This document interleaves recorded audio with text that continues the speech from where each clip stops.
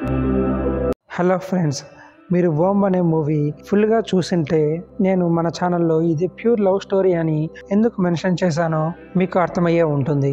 కానీ ఈ మూవీ ఎవరైతే చూడకుండా ఉంటారో వాళ్ళకి కూడా ఈ మూవీ ఎందుకు ప్యూర్ లవ్ అర్థం కావాలంటే ఈ వీడియో ఖచ్చితంగా చూడాల్సిందే. ముందుగా ఈ మూవీ ప్యూర్ లవ్ అని చెప్పడానికి ఇందులో ఉన్నటువంటి 5 పాయింట్స్ తీసుకోవడం జరిగింది. అందులో మొదటిది, ఈ మూవీ స్టార్ట్ అయ్యేది చైల్డ్హుడ్ లవ్ తో. ఆ వయసులో ఉన్నటువంటి ప్రేమ స్వచ్ఛంగాను అలానే అందరికి రిలేటబుల్ గాను ఉంటుంది.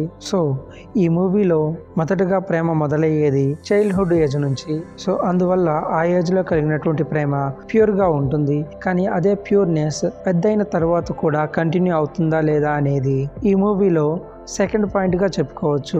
రెబెకా, టామ్లు ఇద్దరు పెరిగి పెద్దయిన తర్వాత వారు ఒకరితో ఒకరంటే ఒకరికి ఇష్టమని ఎప్పుడూ ప్రపోజ్ చేసుకోరు. ఇలా ప్రపోజ్ చేసుకోకపోయినా వారిద్దరి మధ్య ఉన్న రిలేషన్షిప్ ఈ మూవీ చూస్తున్నంత సేపు మనకు వారిద్దరు ప్రపోజ్ చేసుకోకపోయినా లవర్సే అని అనిపించేలా చేస్తుంది.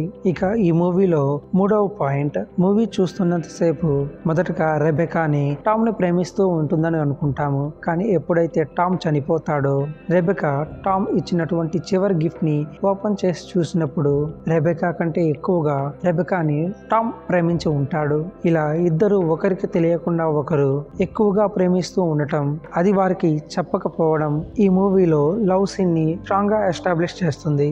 ఇక నాలుగవది రొమాన్స్. ఏ లవ్ స్టోరీలో అయినా లవర్స్ రొమాన్స్ చేస్తుంటే ఆ లవ్ స్టోరీకి చాలా అందం ఉంటుంది. కానీ దేవదాసు, పార్వతి లాంటి క్లాసిక్ సినిమాలకి వారి మధ్య ఎటువంటి రొమాన్స్ లేకపోయినా అవి ప్రేమకు సంబంధించి గొప్ప చిహ్నాలుగా మారడానికి అందులో ఉన్న ఒకే ఒక రీజన్ వారి మధ్య రొమాన్స్ లేకపోవడం. అలానే ఈ మూవీలో కూడా వీరి మధ్య రొమాన్స్ లేకపోయినా వారి మధ్య ఉన్నటువంటి లవ్ ఈ మూవీని నెక్స్ట్ లెవెల్ కి తీసుకువెళ్తుంది. కానీ చివరిగా ఫైనల్లో వచ్చేటువంటి సెకండ్ టామ్ కి మరియు రెబెకాకి మధ్య జరిగే ఇంటిమేట్ సీన్ లో కూడా మీరు సరిగ్గా అబ్జర్వ్ చేసి ఉంటే రెబెకా ఇంటిమసీ అయిన తరువాత తన చేతిలో బ్లడ్ ను చూసుకుంటూ ఉంటుంది. అంటే అన్ని సంవత్సరాలుగా రెబెకా చిన్నప్పటి నుంచే టామ్ ను ప్రేమిస్తూ టామ్ చనిపోయిన తర్వాత కూడా టామ్ ని తన కడుపులో దాచుకుని చివరికి పెంచి పెద్ద చేసి కన్యగానే ఉంటుంది. ఇటువంటి వింత రొమాన్స్ ఈ మూవీలో మాత్రమే ఉండటం. ఇక ఫైనల్ గా అన్ని నిజమైన ప్రేమలో ఉండేటువంటి సాక్రిఫైస్నెస్. ఐదవది, ఈ మూవీ ప్యూర్ అని చెప్పుకోవడానికి ఈ సాక్రిఫైస్ కూడా ఒక రీజన్. రెబెకా చిన్నప్పటి నుంచి టామ్ ను లవ్ చేస్తూ ఉంటుంది. టామ్ కూడా చిన్నప్పటి నుంచి రెబెకాను లవ్ చేస్తూ ఉంటాడు.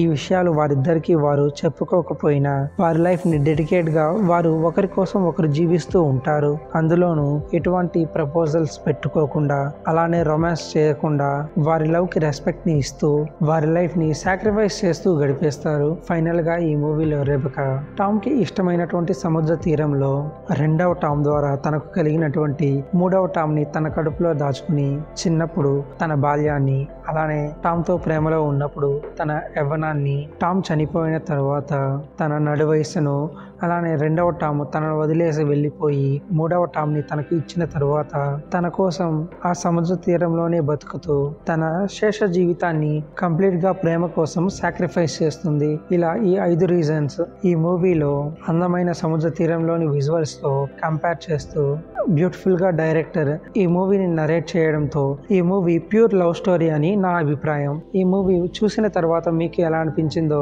కామెంట్ చేసి మీ అభిప్రాయాన్ని తెలియజేయండి. మీకు మరిన్ని ఇలాంటి ప్యూర్ లవ్ స్టోరీ మూవీస్ కావాలంటే ఈ వీడియో కింద కామెంట్ చేయండి. మరొక వీడియోతో మళ్ళీ కలుద్దాం. అంతవరకు బాయ్.